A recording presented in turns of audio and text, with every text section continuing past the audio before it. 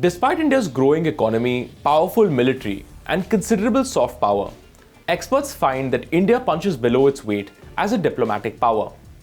According to the Asia Power Index released by the Lowy Institute, India tends to fall behind much smaller countries when it comes to diplomacy.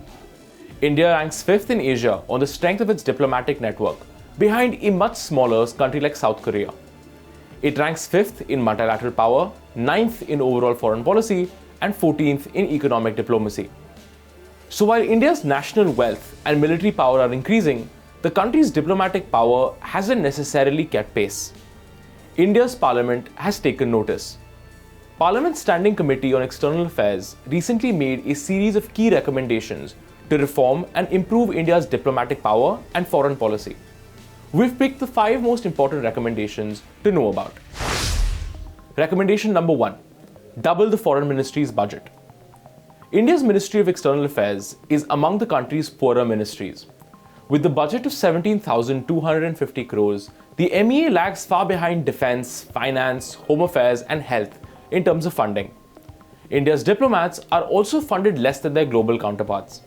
Let's take the example of Australia. Australia has a population of 26 million, which is about 50 times smaller than India's population. India's economy is also more than double the size of Australia's. Despite this, Australia's diplomatic budget stands at over 37,000 crores, which is more than double India's budget. Parliament's Standing Committee has taken note of India's small diplomatic budgets. The committee does not find such allocation in consonance with the country's rising aspirations and growing global stature. In the committee's view, in connection with India's rising global profile, engagement, and footprint, the allocations made to the MEA are evidently insufficient. Parliament's first major reform recommendation is to spend 1% of India's GDP on the foreign ministry. This would more than double the ministry's current budget, which stands at just 0.44% of GDP, and bring it to a level equal to powers like Australia. Reform number 2. Expand India's diplomatic footprint. Parliament has also recommended that New Delhi set up a diplomatic mission in every UN member country. Currently, there are 48 member countries where India does not have a resident mission. India aspires to be a permanent member of the United Nations Security Council, and to achieve this objective, our presence in all UN member countries is crucial so as to coordinate our efforts with their Foreign Office.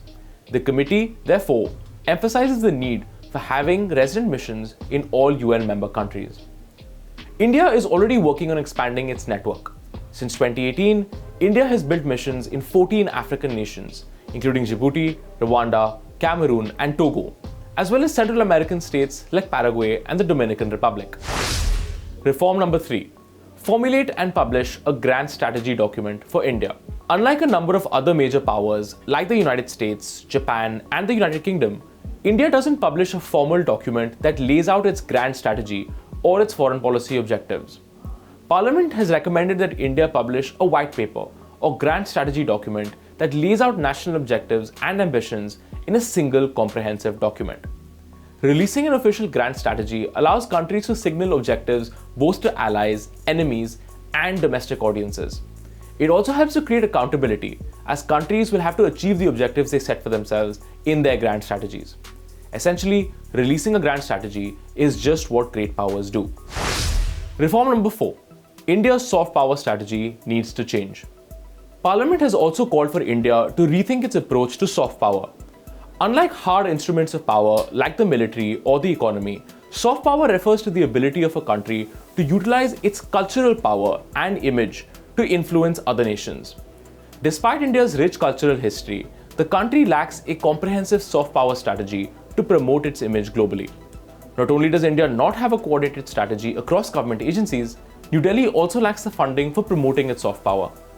Organizations like the Indian Council on Cultural Relations, which handle India's cultural outreach, only get 300 to 400 crores a year, which is around $45 to $50 million.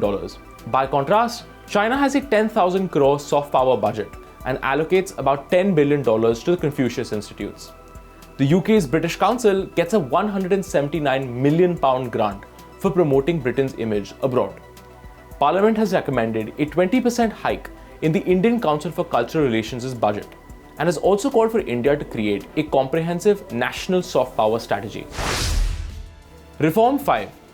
India and the Ministry of External Affairs should embrace lateral entry. The Ministry of External Affairs has a very small pool of diplomats. The total strength of India's diplomatic corps is 2,700, of which just 800 are regular Indian Foreign Service officers. That means that India has less than half the diplomats Japan does, while America has more than 8 times India's number. Further, India's diplomats are generalists who often lack deep experience in specific regions of the world. Parliament believes that lateral entry is the answer. It has called on the Ministry of External Affairs to convert specialist consultants who work for the Foreign Ministry on short-term contracts into regular diplomats. That will allow India to increase the size of its diplomatic service and also get the specialists it needs to navigate a complex world. As India's power grows, it will need a foreign policy that helps it achieve its ambitions of becoming a great power. Parliament's recommended reforms intend to do just that.